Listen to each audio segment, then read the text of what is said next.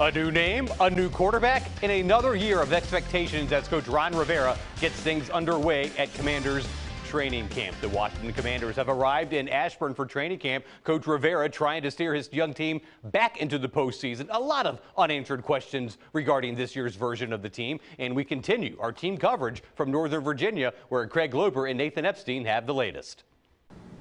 My college football coach used to say everyone looks good in shorts, and that's the case when you talk about day one of training camp across the NFL. No pads, guys are comfortable, their legs are light. It's been a great offseason, but today everyone back to work here for the Washington Commanders in Ashburn, and we know this camp has been in Richmond for the past 10 years. A lot of fanfare typically in Richmond. Today, Nathan, not so much here in Ashburn. Yeah, not as many fans as we've come accustomed to see in Richmond, and maybe that's because, again, it's not in as central of a location as Richmond is. Maybe there's not as much going on around the fields, not as much food to get as there was in Richmond. But still, there were a decent number of fans here, and they were still very supportive. The ones that were here were very loud and making sure the team knew they were here. And a fan favorite, just because of his one amazing season last year, is Taylor Heinicke, ODU legend, all-time leading passer. We got a chance to talk to him a little bit about what it means to be back here for his second full year with the Commanders. And as you said at the top of the show, Craig, he almost looks at it like the first day of school. He says everyone's a little giddy to get back onto the field. Everyone's excited just to see each other again, just to be back to football again. And we all know that, and you know this being a college football player, that first day of camp, it's all about just kind of getting your feet wet. It's all about getting used to playing football again. It's all getting used to seeing the plays again, seeing the plays develop. And Taylor said that there's certainly a little more to work on than maybe he thought, but here's some of what he had to say earlier today. Excited to see all your brothers come back and get to work. And again, everyone's first day of training camp is kind of the same. There's a lot of optimism. It's you're starting something new. There's no injuries. You're just kind of going in fresh. So it's an exciting time, and hopefully we just keep getting better.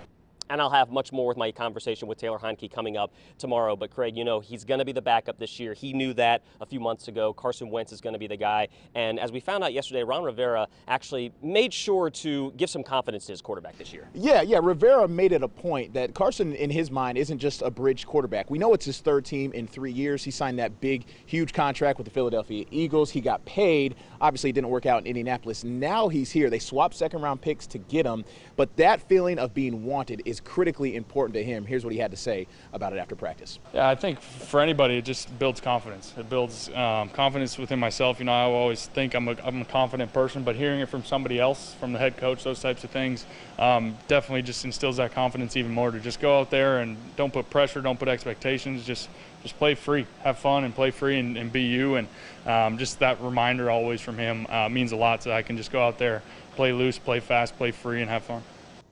But Craig, as we know, as important as the quarterback is, it's not all about the offense. That defense has to back up Carson this season. Last year they gave up 25 points a game, and Coach Ron Rivera is hoping that his first-round pick 2 years ago can really make a difference this year. Well, Coach Rivera and Jack Del Rio, the defensive coordinator, were former linebackers in the NFL themselves, so they take pride in that position. That's when they drafted Jamin Davis later in the first round, midway through the first round a couple years ago. But last year, even to his own admission, he didn't have the kind of production he wanted. But speaking to him after practice, he was clear that he is light years ahead of his progression at this time right now. Oh, way better.